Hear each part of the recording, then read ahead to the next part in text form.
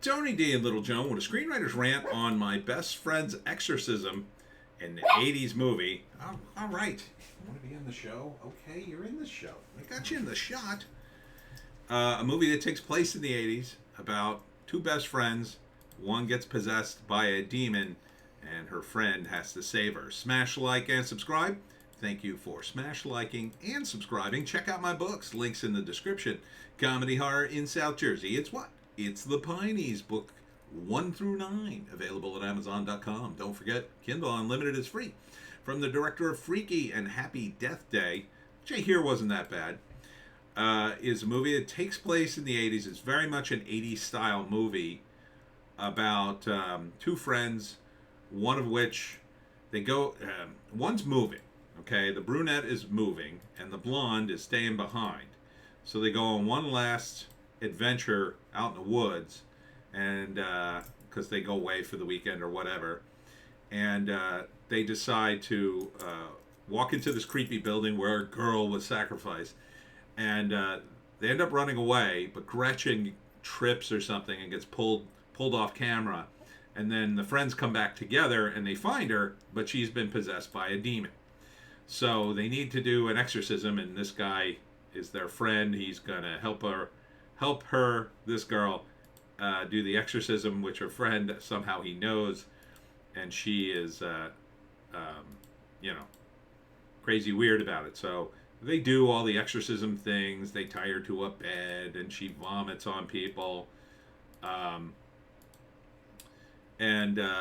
Here she vomits on this dude, and he complains, "Oh, this is an expensive shirt." I don't know. He names the designer. September 30th, and the soundtrack is I think We're Alone Now, that old 80s song. So for me, this looks kind of funny. I mean, at least it's structured like a comedy movie. It's something very serious. Here she is, "You piece of ass, leave my best friend alone." And it seems like a platonic relationship, which I think works better for the movie rather than a romantic one, but it could be romantic. It doesn't really matter, but I think a platonic relationship would say more about their friendship than a romantic one in high school. And he's like the comic relief guy. And it's very 80s. And, I don't like it just because it's very 80s. I like it because it's a good setup. It's got a good title, My Best Friend's Exorcism. It's got 80s songs, 80s music, and it's set up in a high school. And because it's set in the 80s, you don't have to make it woke. So I predicted this a while back.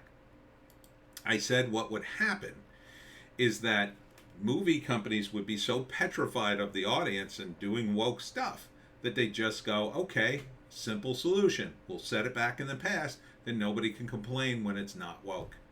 If this takes place in 1985 or 1988 or whatever it takes place in the 80s, you can't get mad at me if there's not a trans person in it.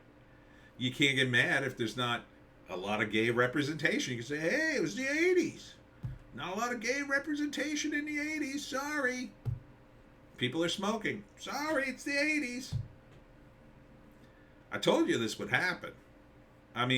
Look, we're about 20 years too late for 80s movies. They really should have come out in the early 2000s, and a few of them did. When did The Wedding Singer come out? I think that was the first major one.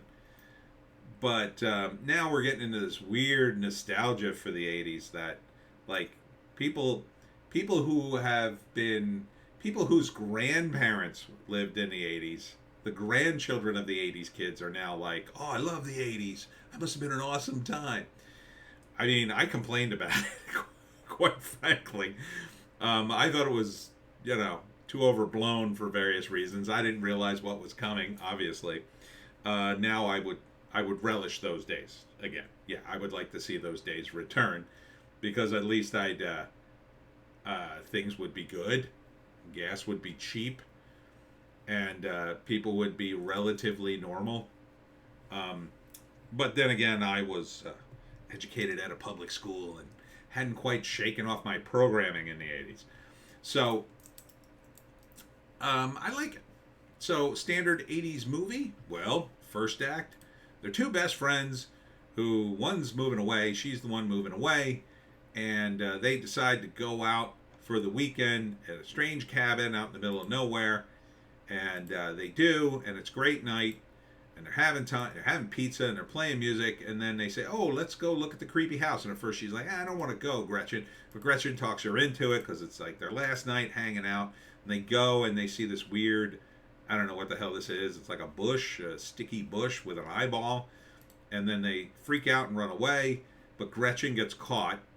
But then her friend comes back with the other girls, which smart, right? I mean, she didn't abandon her totally. She freaked out and ran away and then called the other girls, or the other girls were outside. I don't know. They eventually save Gretchen, but something's wrong with Gretchen now. So the second act, clearly she's possessed. She's acting weird. The comic relief explains it to her. So slowly, Gretchen starts doing weirder and weirder things. So the brunette girl has to save her. They tie her to a bed. They try stuff they saw in a movie, probably from The Exorcist.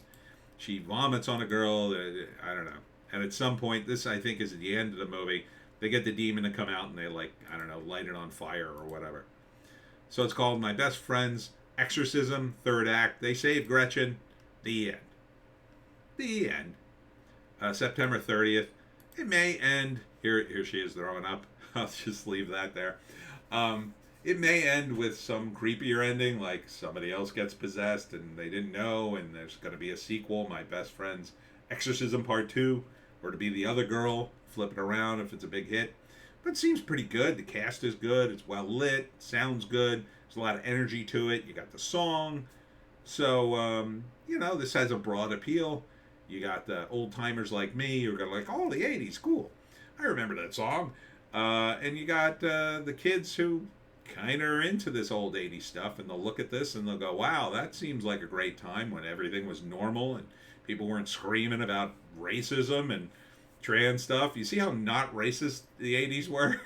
It was pretty not racist. I mean, yeah, there were a handful of racist idiots, but they were very marginalized. Anywho, yeah, I would watch this. Will I? Maybe. I mean, this is kind of a, for me, I've seen a million movies like this. It's kind of a throwaway movie. Yeah, if I'm bored on a weekend, this would be bare minimum for me. I'd see this before I'd see that Fletch sequel or remake or whatever the heck it is with John Hamm. I mean, it seems like they're trying. It seems to be this movie is what it is. All right? You ready to go walkies, Joan? I think it's time for walkies. Ready for walkies? Walkies time? I think it's time for walkies. Anyhow, that's it for me, Tony D, and Little Joan. Check us out on Odysee, Bitchute, and Rumble for our more based takes. Our more based takes, Joan. You're very based in the other videos. Check me out at Lucille's Luncheonette this Saturday, and we'll see you tomorrow.